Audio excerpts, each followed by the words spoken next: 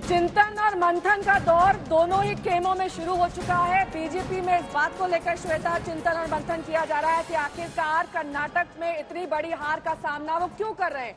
वहीं कांग्रेस में इस बात को लेकर मंथन है कि उनका अगला सीएम कौन होगा, डीके शिव कुमार या फिर सिद्धारमैया। इस बात को लेकर अब कांग्रेस मुख्यालय, चाहे वो दिल्ली हो या फिर बैंगलोर का कांग्रेस मुख्यालय, दोनों ही तरफ इस वक्त ये दरअसल कोशिश की जा रही है कि अब जीत का श्रेय, जीत का सेहरा किसके सर बंधेगा।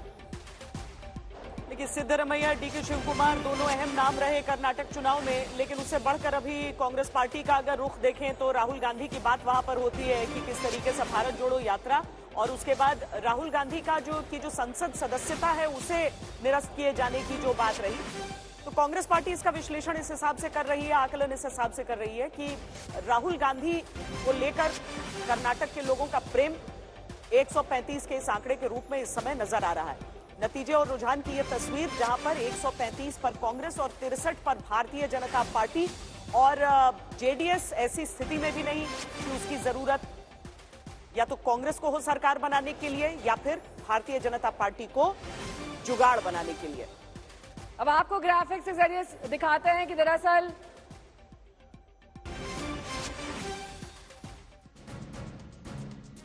अब देखिए, आज तक जो है वो आपके लिए आंकड़े हमेशा बहुत ही अलग अंदाज में लेकर आता है।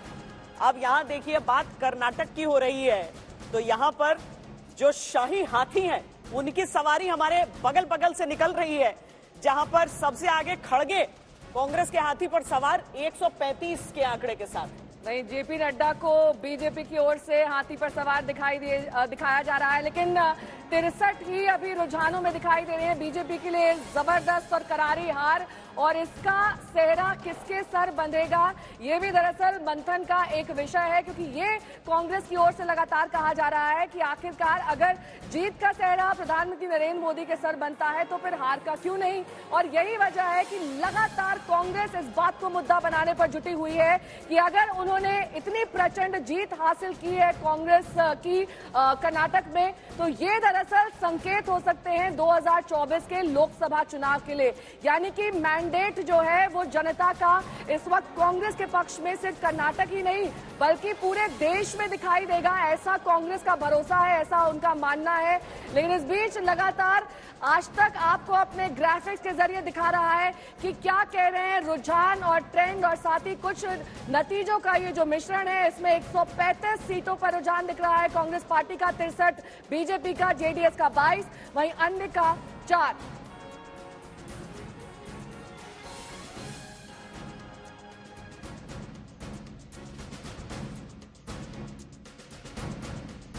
ये तटीय कर्नाटक की तस्वीर हम आपको दिखा रहे हैं। यहां पर किस तरीके से बीजेपी को फायदा पहुंचा है या फिर कांग्रेस को उनसे भी ज्यादा फायदा पहुंचा है, ये हम आपको समझाने की कोशिश कर रहे हैं। 224 सीटें कुल कर्नाटक में, जिसमें 135 सीटों पर रुझान इस वक्त कांग्रेस का दिखाई दे रहा है। लेकिन इस बीच 63 सीटें बीजेपी के खाते में जाती हुई दिखाई दे रही है, जेडीएस के खाते में मात्र 22 सीटें, वहीं अन्य के खाते में 4 सीटें। तो तटीय क्षेत्र और खास तौर पर अलग अलग जो क्षेत्र जिसमें विभाजन किया जाता है पूरे कर्नाटक का, और साथ ही हम आपको दिखाएंगे कि कैसे, चाहे वो मुंबई कर्नाटक की बात हो, हैदराबाद कर्नाटक की बात हो, अलग अलग जो करावल का तटीय क्षेत्र है, यहां से आती हैं 19 सीटें। इसमें 42% वोट प्रतिशत मिला है कांग्रेस पार्टी को। लेकिन बीजेपी भी अपनी पीठ थपथपा रही है। उनका ये कहना है कि वोट परसेंटेज हमने बरकरार रखा है, चाहे भले ही हमारी सीटें घटी हों, लेकिन वोट परसेंटेज हमारा पिछले बार के चुनाव जितना ही, थोड़ा आगे पीछे जरूर है लेकिन उतना ही बना हुआ है।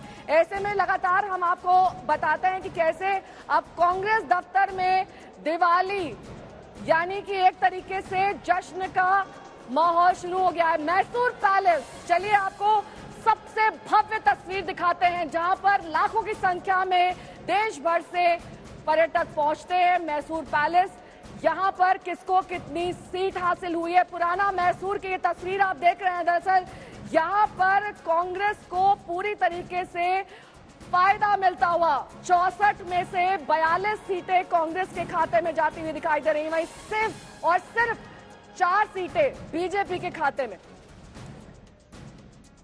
तो अब आपको हम इस तरफ लिए चलते हैं जिस तरफ हमारा ये हाथियों का काफिला बढ़ चला है, और आपको दिखाते हैं कि कैसे जेडीएस के खाते में यहाँ पर 16 सीटें जाती हुई दिखाई दे रही हैं, अन्य के खाते में 2 सीटें हैं, लेकिन इस बीच कुल सीट 64 पुराना मैसूर की एक बेहद ऐतिहासिक और भव्य इमारत ठीक हमारे पीछे आपको दिखाई देगी। और यहाँ पर कैसे लगातार कांग्रेस अपनी और बढ़त बनाती हुई, और दूसरी तस्वीर में आप देख सकते हैं कैसे मिठाइयों और बधाइयों का और जश्न का सिलसिला लगातार कांग्रेस मुख्यालय और वहां के दफ्तर से आ रहा है, गुलाल के साथ धमाल किया जा रहा है।